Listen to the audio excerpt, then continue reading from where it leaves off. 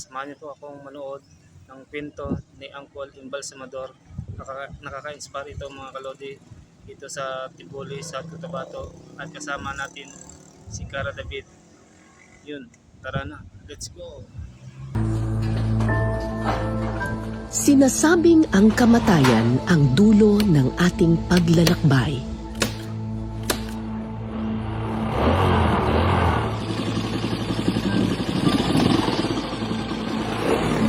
Pero para sa kanila, sa kamatayan nagsisimula ang kanilang ikinabubuhay.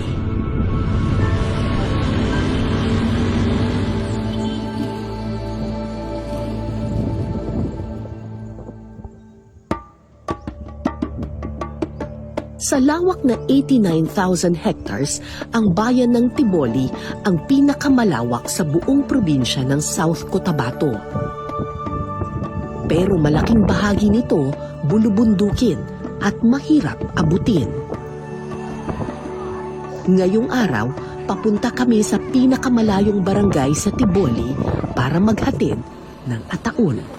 Yung munisipyo dito, merong silang serbisyo para sa mga indigent na nagbibigay usually ng kabaong, ganyan. Pero dahil yung mga lugar dito masyadong malalayo, sila na rin yung naghahatid ng kabaong doon sa bundok. Libre ito? Oo, ma'am. Libre. Mabigat ba yan? Bigat? Magaan po, ma'am. Magaan lang, ha? Magaan Sige, kuya, dali ka na. Magaan lang pala, parang gawa sa yero. Opo, gawa sa yero po. Ganito na pala mga kabaong ngayon.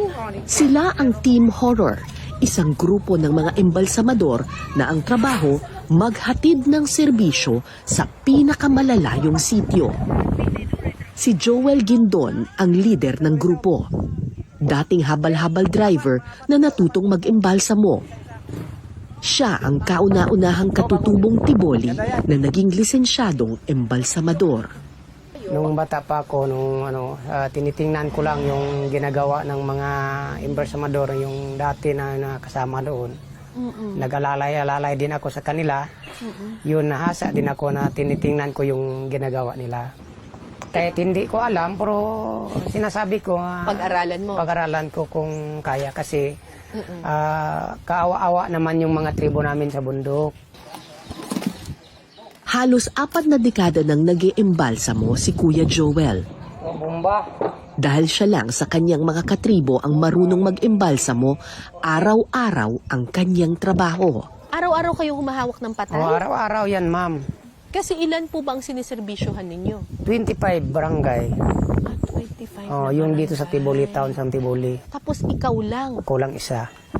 Kaya araw-araw may kliyente ka? Araw-araw yan. Papunta tayo ngayon dun sa Barangay Tudok. Yun na yung pinakahuling barangay dito sa Tiboli. Magdadala tayo ng 2 kabaong. Pero di ba 4 ang patay doon? Apo. Pero 2 kabaong lang dadalin muna ngayon kasi hindi dumating yung supplier. Bukas pa darating yung 2 pang kabaong. So bukas na lang dadalin yung pangalawa, 2. So yung 2, sa kama na lang muna sila. Apo. Lang po. Kulambuan lang.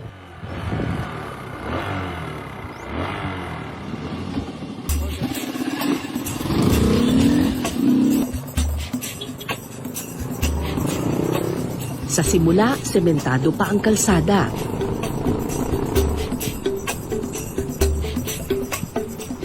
Pero makalipas ang ilang minuto, hindi na patag ang daan.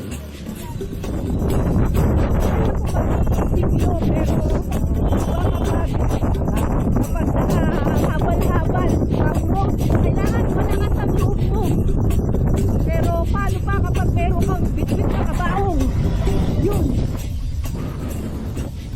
Angkas ako ng panganay na anak ni Joel na si Mark. Sanay siya sa pagmumotorsiklo dahil bata pa lang daw siya, hinaangkas na siya ng kanyang ama. Simula grade 1, 2, 3, sinasama niya na po ako ng Saan? paghatid ng kabaong. Ako yung, kumbaga ako yung backup niya, nakasakay sa tangke ng motor. Pero iba raw ang husay ng kanyang ama pagdating sa pagmamaneho. mapapansin ninyo, si Kuya Joel, pirmeng nakatindig dun sa kanyang motorsiklo. Hindi kasi siya pwedeng umupo dahil bumabangga yung kabaong sa kanyang likod. Halos kalahati nung upuan, sinasakop na nung kabaong. So kapag umupo si Kuya Joel, tatama yung kabaong dun sa likod niya, pikis-kis, tapos magkakasugat. Kaya titiisin na lang niya 2 oras na nakatayo sa motorsiklo.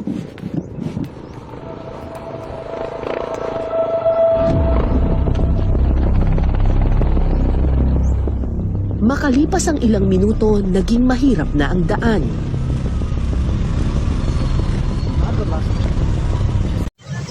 Huwag kalimutan mag-like, share, follow, and subscribe. Ellen Vlog. You know,